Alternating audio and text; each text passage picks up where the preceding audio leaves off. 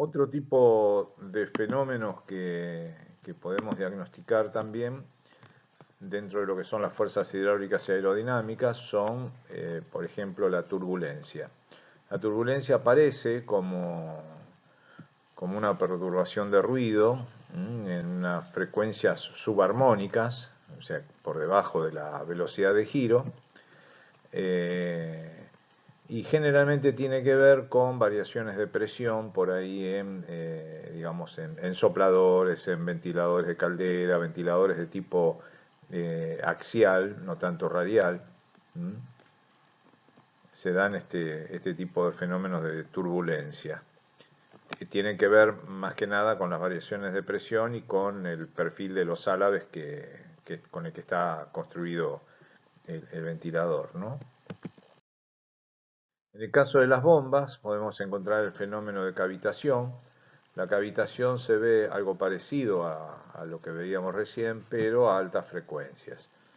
Tiene frecuencias picos que van aumentando y disminuyendo aleatoriamente y que coinciden con frecuencias resonantes. Además, bueno, como se acordarán de la cavitación, lo más característico es que me dé cuenta de una cavitación. A veces, por lo general, no tengo necesidad de ir a buscarla con un analizador de vibraciones, porque ya por el ruido me doy cuenta de que se trata de una cavitación. El fenómeno de batido tiene que ver con cuando hay dos equipos que son iguales. Por ejemplo, supónganse que tengo que montar dos turbinas para alimentar aire a mirillas de caldera. Supónganse dos ventiladores que son exactamente iguales, con motores que sus placas características me dicen el mismo número de RPM, y resulta que, bueno, uno de ellos en realidad puede tener un tercio de RPM de diferencia respecto del otro. Eh, Esto va a implicar que yo voy a tener dos frecuencias fundamentales, una por cada uno, separados una cantidad mínima, ínfima, puede ser un tercio, un décimo, una milésima de RPM, media RPM, la diferencia que ustedes quieran.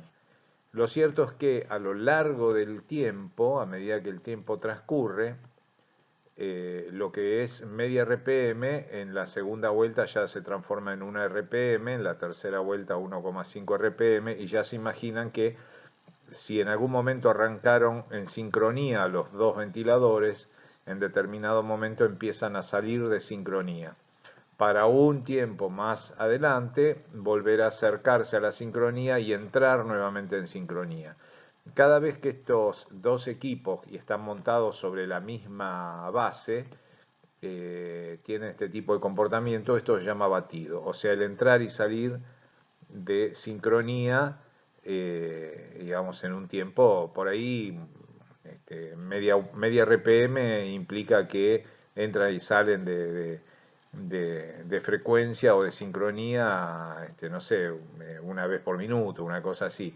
Lo cierto es que esto también se pone en manifiesto en un rumor, en un ruido, que va creciendo y decreciendo según en qué etapa estén de la desincronización o sincronización buscada.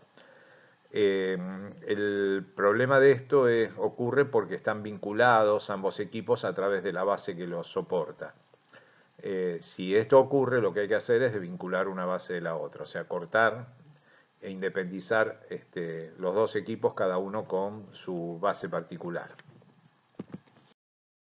Después problemas eléctricos. Los problemas eléctricos nos vamos a detener mucho en ellos, pero se caracterizan porque en todos aparecen frecuencias que son frecuencias relacionadas con la frecuencia de línea. O sea, sabemos que nosotros tenemos 50 ciclos por segundo, lo cual hacen 3000 ciclos por minuto.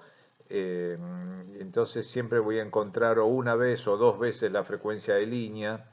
En el caso de los motores voy a encontrar, por ejemplo, la frecuencia de resbalamiento, y los distintos problemas que yo puedo diagnosticar con esto se basan en excentricidad, láminas de un rotor en cortocircuito. Ustedes tienen aquí en la presentación los espectros de frecuencia. Bueno, estas son las frecuencias.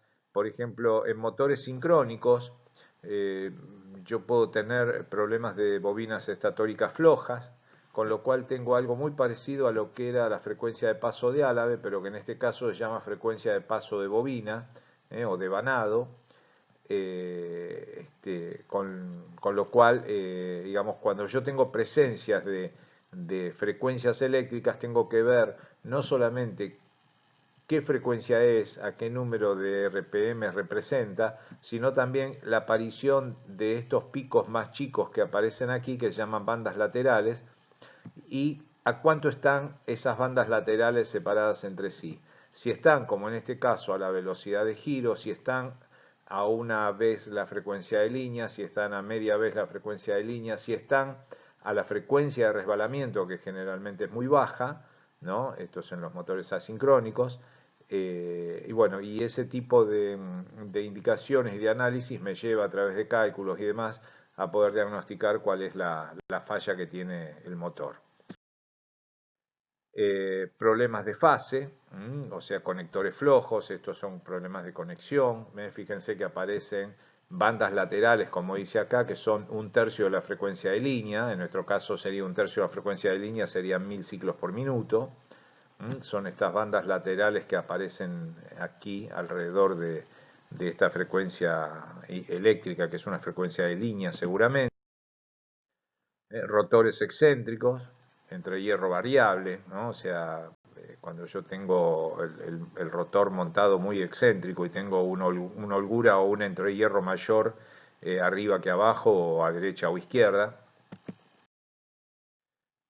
Problemas de motores de corriente continua. Acá los motores de corriente continua generalmente tienen un circuito de disparo que se caracteriza por dar la aparición de 6 veces la frecuencia de línea, o sea, para nuestro caso serían 18.000 ciclos por minuto. Cada vez que aparece en un motor de corriente continua este tipo de frecuencias, está hablando de precisamente de una falla en este tipo de circuitos. Son equipos con tiristores, que son rectificadores para poder funcionar con corriente continua.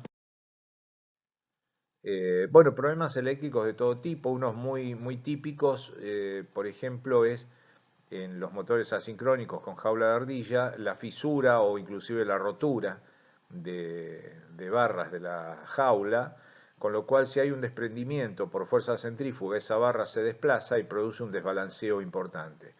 O sea que es raro encontrar motores eléctricos con un desbalanceo importante. Si son motores asincrónicos y de repente aparecen con una vibración elevada, es altamente probable que se trate de una fisura o inclusive de una rotura, una quebradura de una de las barras de la jaula de ardilla. Frecuencia de paso de barras. Bueno, esto es lo que habitualmente en un motor, debido a las formas que tiene el devanado, el rotor y el estator, produce un efecto de sirena. O sea, el motor, digamos, genera por el aire que pasa en el intersticio, digamos, en el entrehierro, genera este fenómeno, este ruido como una sirena de ambulancia, digamos, de las viejas, no de ahora, que tienen todo tipo de sonidos distintos, ¿no?